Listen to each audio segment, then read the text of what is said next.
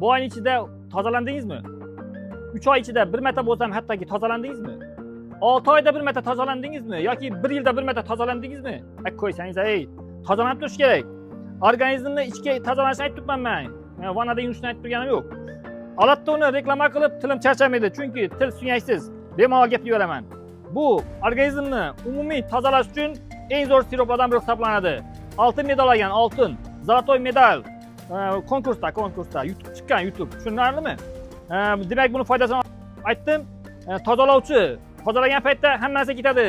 Ichida shlaklar ham ketaveradi, gijja qurtlar ham ketaveradi. Endi bizga eng keragi gijja qurtlardan xalos bo'lish. Shuning uchun gijja qurtlar uchun yosh bolalarga ham, kattalarga ham tavsiya qilinadigan yagona nominativ siroplardan bittasi.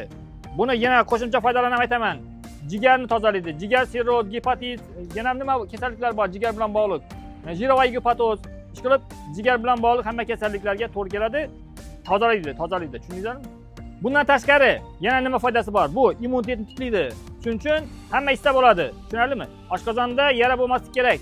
Yarasi borlar olib ham o'tirmang, ichib ham o'tirmang. Tushunarlimi?